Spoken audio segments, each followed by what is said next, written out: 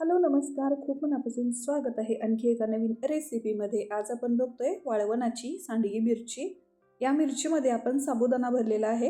ही साबुदाणा भरलेली मिरची वर्षभर आरामात टिकते, खूप टेस्टी लागते, अगदी पटकन होते, कमी साहित्यामध्ये होते, कोणीही सहज बनवू शकेल. तर ही मिरची कशी बनवायची ते बघण्या अगोदर जर चॅनलला सबस्क्राईब केलेलं नसेल तर सबस्क्राईब करा, त्यासमोर येणारं बेल आयकॉन प्रेस करा. कमेंट करून मला नक्की सांगा ही रेसिपी कशी वाटली ते. तर चला बघूया ही सांडगी मिरची कशी बनवायची ते. आता सगळ्यात अगोदर एक मसाला बनवून घ्यायचा आहे. त्यासाठी गॅसवर एक पॅन ठेवला. त्या पॅनमध्ये 1 चमचा जिरे आणि 2 चमचे धने घ्यायचे. हे जिरे आणि धने आता आपल्याला खरपूस भाजून घ्यायचे आहेत. थोडासा रंग बदलायला सुरुवात झाली आणि थोडासा सुगंध यायला सुरुवात झाली की लगेच गॅसची फ्लेम बंद करायची. ही सांडगी मिरची वरण भाताबरोबर, तूप भाताबरोबर किंवा रोजच्या जेवणाबरोबर देखील खूप टेस्टी लागते. नक्की ट्राय करा. आता धने आणि जिरे भाजून झाले, बाजूला काढून ठेवलं. तर इथं बघा, या मी छोट्या बुटक्या मिरच्या घेतलेल्या आहेत. या मिरच्या जाड सालीच्या असतात आणि कमी तिखट असतात. तर अशा पद्धतीच्या मिरच्या तुम्हाला घ्यायच्या आहेत आणि मिरची ज्या बाजूनी व्यवस्थित राहते उभी, त्याच बाजूनं ती मिरची आपल्याला कट करायची आहे. तर इथं बघा, ज्या बाजूनं मिरची व्यवस्थित राहते त्याच बाजूनं आपल्याला कट करायची आहे, म्हणजे त्यामध्ये आपण जो मसाला भरणार आहे तो मसाला बाहेर निघणार नाही. तर या पद्धतीनं एखाद्या चाकूनी एकाच बाजूने त्याला या पद्धतीनं चिरून घ्यायचं आणि त्याचा आतमधला जो बियांचा भाग आहे तो जेवढा शक्य तेवढा काढून घ्यायचा आहे, म्हणजे आपल्याला त्यामध्ये मसाला भरायला सोपं जाईल आणि पाहिजे तेवढा आपल्याला मसाला व्यवस्थित भरता येईल. तर अशा पद्धतीनं या मिरच्या एका बाजूनं चीर देऊन घ्यायची आणि आतमधला मसाला जो बियांचा भाग आहे तो या पद्धतीनं एखाद्या चमच्याने किंवा एखाद्या चाकूने काढून घ्यायचा आहे.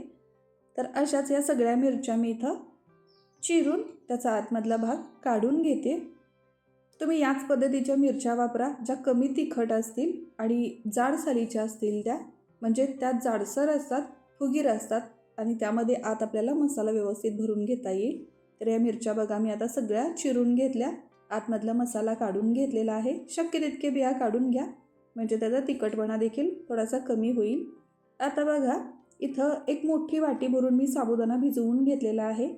1 तासाभरापूर्वी भरपूर पाणी घालून मी भिजवून घेतलेला आहे. आता या साबुदाण्यामध्ये आपण जे वाटून घेतलं जिरे आणि धने, ते जिरे धनेची पूड घालायची, चवीपुरतं मीठ घालायचं, अगदी पाव चमचा हळद घालायची, थोडीशी हिंगाची चव आवडत असेल तर हिंग देखील तुम्ही वापरू शकता, अगदी 2 चिमट. त्यानंतर इथं घट्ट दही घेते मी. दही जसं गरज लागेल तसं घ्यायचं आहे. साधारण अर्धा वाटी दही पुरेसं होतं. मी तर 2 ते 3 चमचे दही वापरलेलं आहे. जर गरज वाटली तर पुन्हा तुम्ही थोडंसं घेऊ शकता. फक्त हे आपल्याला एकजीव करायचं आहे, त्याचं बाइंडिंग होईल असं आपल्याला हे व्यवस्थित मिक्स करून घ्यायचं आहे. या दह्याऐवजी तुम्ही लिंबूचा रस देखील पिळू शकता किंवा दह्याबरोबर थोडासा लिंबूचा रस देखील पिळून घेऊ शकता. ते मिक्स केल्यानंतर एक वेळ चव चाखून बघायची. थोडंसं मीठ कमी होतं तर मी मीठ इथं वाढवून घेतलं आणि आता हा साबुदाणा मिरच्यांमध्ये भरण्यासाठी तयार झालेला आहे. यामध्ये दुसरं काहीसुद्धा घालण्याची गरज नाही. आता हा साबुदाणा तयार आहे, मिरच्या तयार आहेत. तर या पद्धतीनं या एक एक मिरच्यांमध्ये हा साबुदाणा भरायचा आहे. अगदी ठासून पण नाही भरायचं, त्यामध्ये जितका बसेल तितका साबुदाणा घालायचा आहे, बघू शकता इथं. कारण मग काय होईल, ज्यावेळी आपण या मिरच्या तळायला घेऊ त्यावेळी पूर्ण साबुदाणा तळून बाहेर येईल आणि मिरच्या फुटून जातील. तर जेवढा बसेल तितकाच साबुदाणा यामध्ये घालायचा आहे, अगदी जास्त पण भरत बसायचं नाही. तर इथं बघू शकता या पद्धतीनं हाताने थोडा थोडासा साबुदाणा यामध्ये भरून घ्यायचा आहे. नेहमी आपण जी सांडगी मिरची बनवतो ते दह्यातली किंवा लिंबूच्या रसातली असते. ती जशी टेस्टी लागते, अगदी खुसखुशीत कुरुम कुरुम तयार होते, तशीच ही सांडगी मिरची देखील खूप टेस्टी लागते. बनवायला खूप सोपी आहे.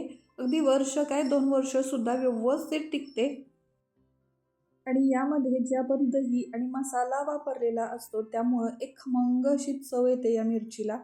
खूप टेस्टी लागते. नक्की ट्राय करून बघा यावेळी. तर उन्हाळी पदार्थ म्हणून हा पारंपरिक पदार्थ आहे, पण जवळपास आता नाहीसं होत चाललेलं आहे, कारण याची परफेक्ट अशी रेसिपी शक्यतो कुणाकडेच नसते. तर आपली आजी किंवा आई अशा पद्धतीच्या मिरच्या बनवायची.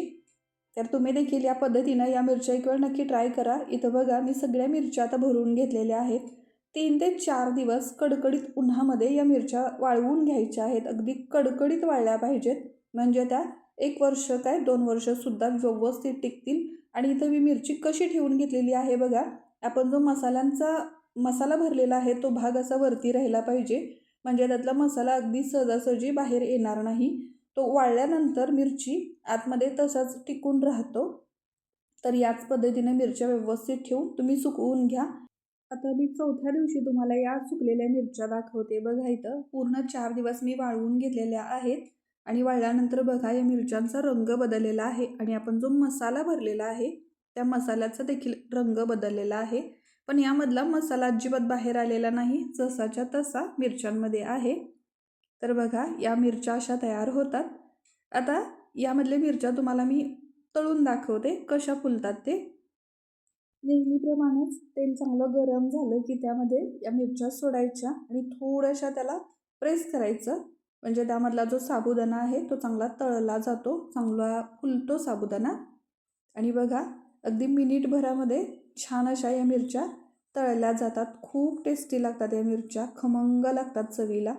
तर बघा मस्त अशा या मिरच्या तळलेल्या आहेत. अशा पद्धतीनं तुम्ही देखील ही रेसिपी नक्की ट्राय करा. या मिरच्या तळून खा आणि मग त्यानंतर मला कमेंट करून सांगा ही रेसिपी तुम्हाला कशी वाटली ते. आजची रेसिपी आवडली असेल तर व्हिडिओला एक लाईक करायला विसरू नका. चॅनलला सबस्क्राईब केलेलं नसेल तर सबस्क्राईब करा. त्यासमोर येणारं बेल आयकॉन प्रेस करा. कमेंट करून नक्की सांगा. थँक्यू.